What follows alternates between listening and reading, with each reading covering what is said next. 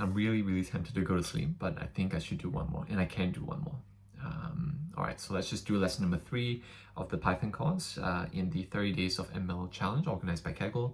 And lesson 3 is called Booleans and Conditionals. So here we're exploring the Booleans for branching logic within the Python programming language. Let's check this out. Lesson number 3. Let me go ahead and close the functions exercise from our previous lesson. So yeah, Boolean, recall Boolean is a data type. So just like integer is a data type, just like float is a data type, Boolean is another data type. Boolean is like true and false, so it's like it's binary.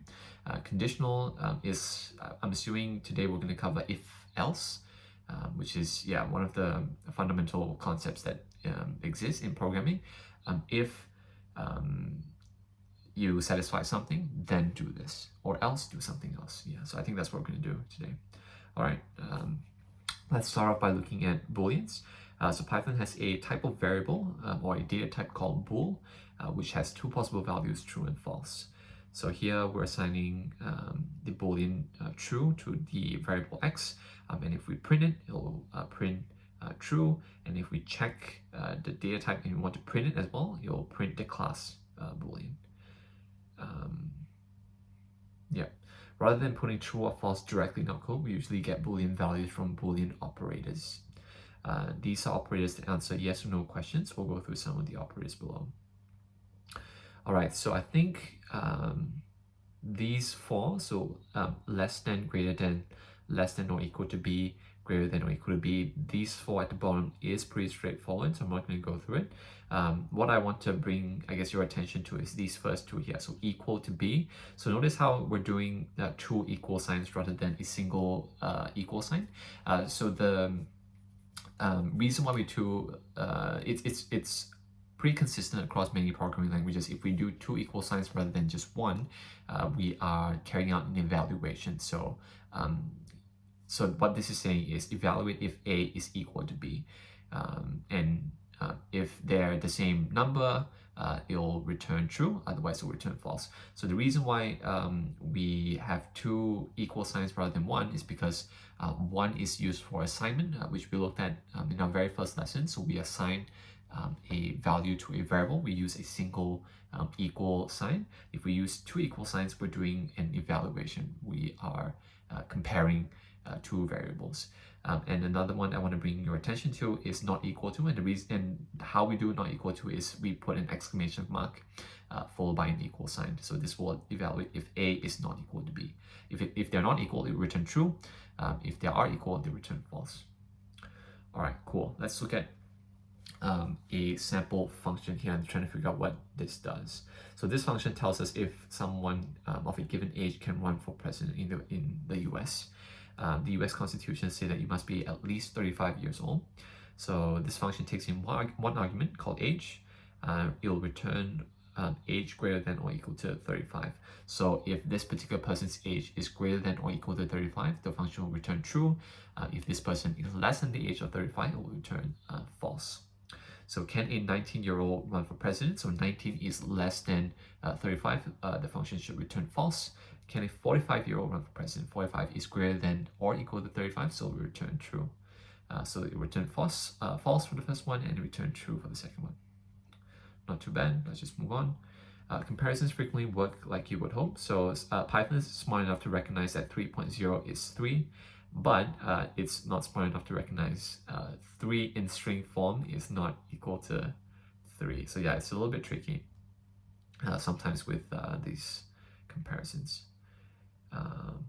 What else are we doing here? Define a function. So here we have a new function called isNot.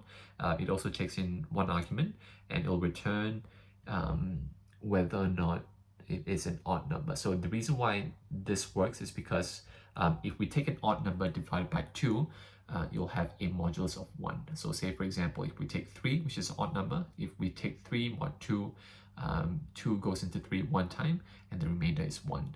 So same thing goes with like 5, 7, 9 and so on. So any odd number you take, if you take If you divide by 2, the remainder is always 1. So if it is 1, we want to return true, otherwise return false. So is 100 odd? 100 is an even number, so it should return false. And is minus 1 odd? Minus 1 is an odd number. All right, cool. Nothing too bad so far. Combining Boolean values. Okay, so here we're introduced to 3 additional standard concepts called and, or not. Can someone of so this is the same function, but now we're adding a new argument called is natural born citizen. So the Constitution says you must be a natural born citizen and be at least 35 years old to be a president. So here the additional argument, or the additional condition that we're saying here is that not only does the person have to be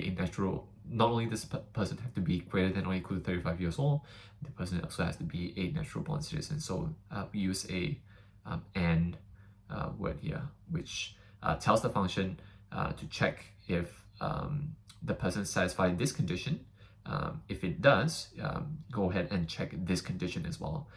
And if that person satisfies both of these conditions, it will return true. Anything other than that, it will return a false. So it doesn't matter if you're a natural born citizen, but if you're less than 35, you can't run for president, and vice versa.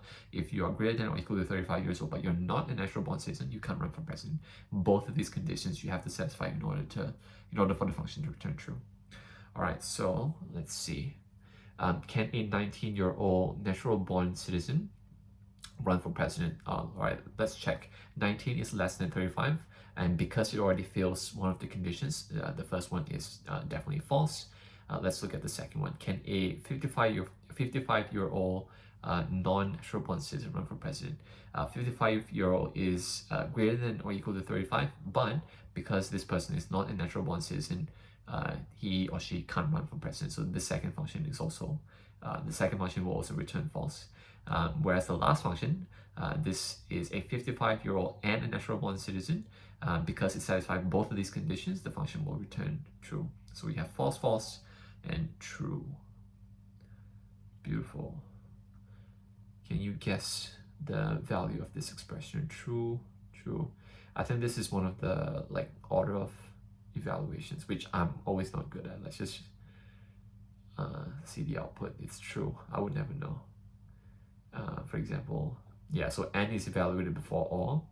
So true and false is false, because you need 2 true to have a true, and then false or true, it's a true, so therefore it returns a true. Yeah, so I normally don't remember this. I usually just use parentheses if I want to do anything like this. Yeah, but sure, for general knowledge, if you want to remember this, n is evaluated before all. But yeah, you can memorize the order of precedence, but a safer bet, yeah, is exactly what I just said. So a safer bet is just use parentheses. It's just it's usually just how I like to do it. I try to avoid avoidable errors. Just put parentheses. All right. Yeah, so they'll give you an example of when it's useful to use parentheses. I'm just going to skip past this. And then we're going to move on to conditional. So conditional, like I said early on, is if else. We also have elif, which is short for else if. We're going to look at an example here, and I'll explain it through the example. So here we have a function called inspect, which takes in one argument. The first condition that we're checking is if x is 0. So if it is 0, we want to print that function is 0. If it's not 0, and if it's greater than 0, we want to print that it's positive. And if it's less than 0, then the number is negative.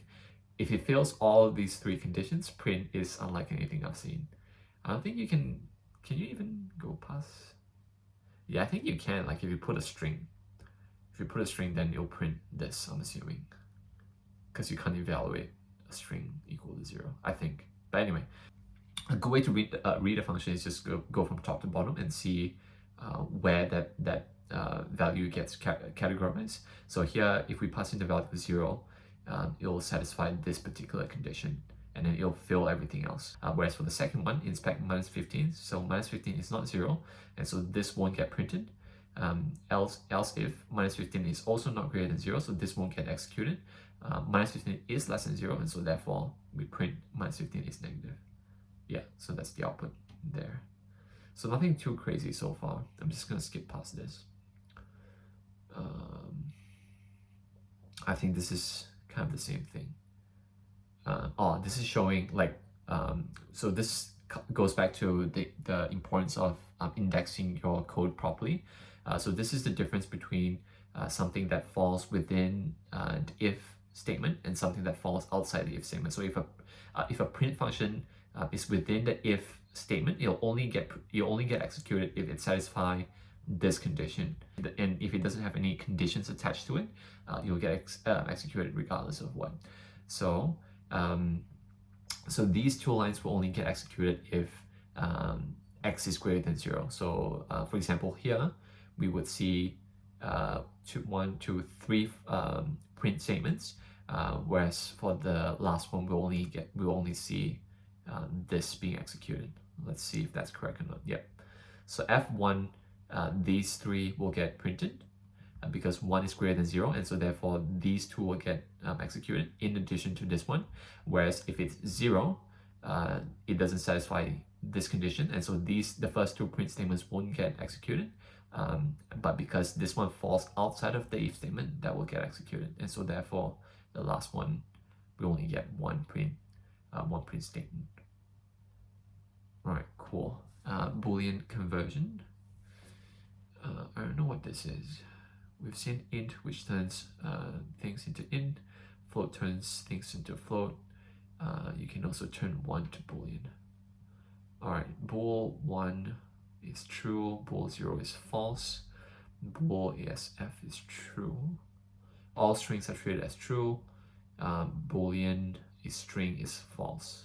Okay, sure, general knowledge. I usually don't remember these stuff. Yeah, I'm not too sure. I'm not entirely sure what this is doing. You know what? I'm just gonna skip. Yeah, just do the exercise. Let's just start with the exercise. It's not too bad, right? Yeah, I think things are going pretty well.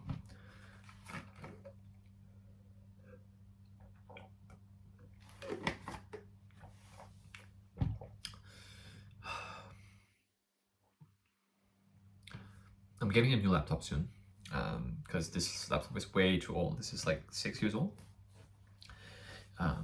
Yeah, I got this when I moved to Melbourne 6 years ago, and it's been with me since. So yeah, it's getting old. It's slowing down quite a bit. I was thinking of getting a Mac as my new laptop. But yeah, if you have any other laptop recommendations, put them in the comment section. I'll have a read. Pretty set on Mac though, but yeah, put it in the comment section. I'll have a look. All right, let's just set up. While that's setting up, let's just go ahead and read question 1. Many programming languages have sign available as a built-in function. Python doesn't. We can define our own. In the cell below, define a function called sign, which takes a numerical argument and returns minus if it's a negative, 1 if it's positive, and 0 if it's 0. Okay, so here we are practicing how to define a function. All right, so we need to define a function called sign, and it takes in a number. So let's just call it num, followed by a semicolon. Returns 1 if it's negative. So if num is less than 0, we want to return -1. Else if number is greater than 0, we want it to return 1, and then else return 0. You can use an else if number is equal to 0, but I just use else because it's pretty exhaustive, right? If the number is less than 0, greater than 0, if it fails the first 2, then it definitely has to be 0. So yeah, so an alternative way you can do it is just do another else if and then check num is equal to 0. But I normally just, because it's already exhaustive, meaning if the number is not less than 0 and it's not greater than 0, then it definitely has to be 0. So I just use else here. Yeah, so that's pretty much it, I think. Let's just check our answer. All right, beautiful. Not too bad. Question 2.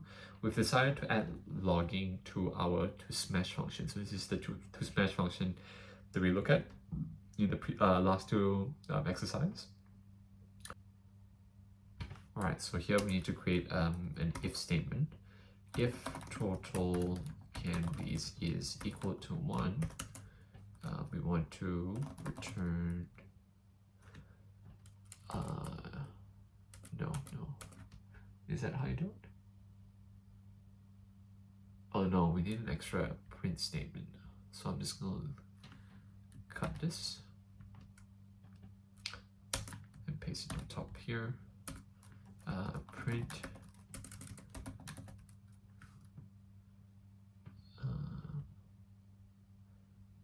yeah, I'm just gonna copy this. Copy. So if it's a single candy, we don't want plural candies. We just want candy.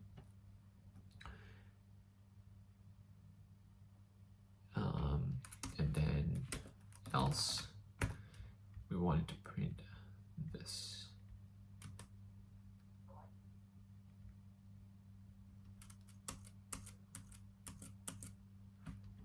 Return candies. Is this right?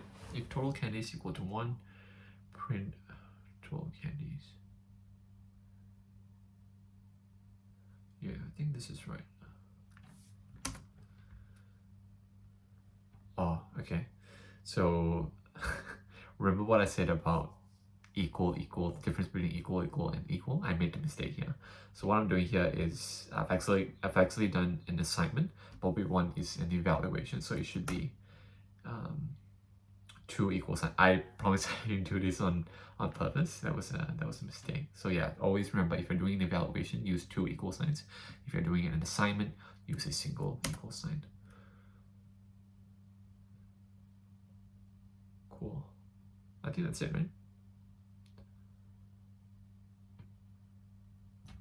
Write the cell. All right. Yeah, we got it correct. So there's a more succinct solution. You can go through this in your own time. I'm not gonna go through it. All right, we have a chilly question. Question number 3. In the tutorial, we talked about deciding whether we're prepared for the weather. Yeah, I'm not too sure. I'm just gonna look at the solution because I'm pretty tired already.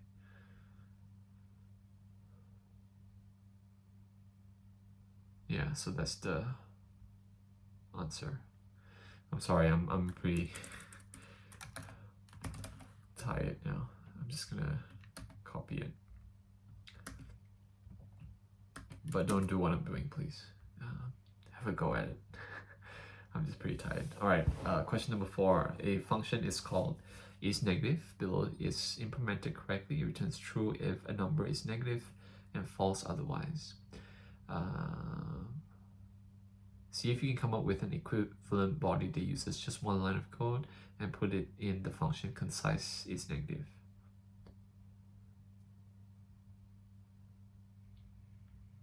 Okay. That should be pretty easy, right? So we just do a number less than 0 instead of the if-else statement.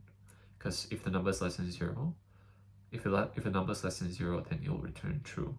If it fails, it will return false. So yeah, so that's our one-liner. Incorrect. Oh, sorry, I forgot my return. All right, beautiful. 5a, the Boolean variables ketchup, mustard, and onion represent whether or not a customer wants a particular topping on their hot dog. We want to implement a number of Boolean functions that correspond to some yes/no questions about the customer order. Return not onions.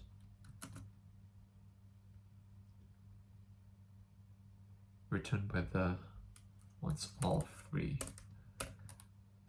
So we have to use and because we want all three, right? So return ketchup and mustard and onion. Beautiful. For the next function, fill in the body to match the English description in the doc string. Return whether the customer wants a plain hot dog with whether or not with no toppings.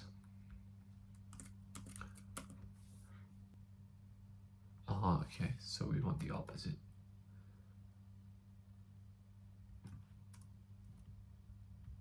Is this like not and not?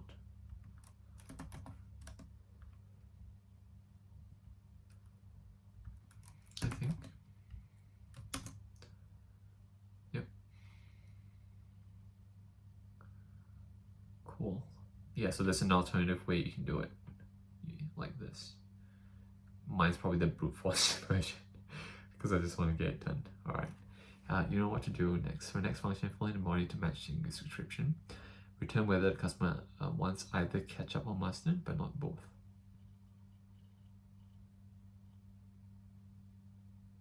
So we want to return false if they're both the same. We want to return false if they're both the same.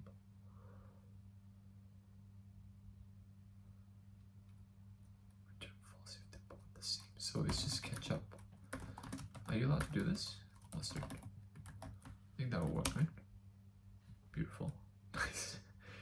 Yeah, so I should explain what I just figured out. So because we want to return, the function should return true if only one of them is true.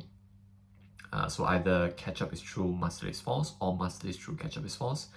If both of them are false, or if both of them are true, we want to return false. Yeah, so that's what I'm doing here. I hope that makes sense. Yeah, just give it some time to think about it. I took a long time to think about this. Yeah, so take some time to think about it. It should make sense. All right, question number 6, another spicy question. Can we do a bool? Like, and then we just pass in return int. I don't know if like bool can take multiple arguments. Let's just try it. I don't know how this works. So my logic here is if there's only one true, then return true. I'm not too sure if this is gonna work. It's probably not gonna work. Yeah, we only need one. Probably have to add them up, right? Yeah, probably have to add them up.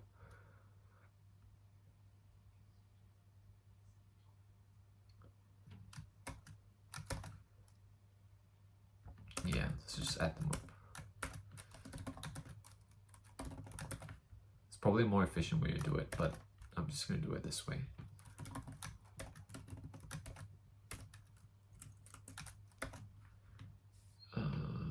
This is a plus.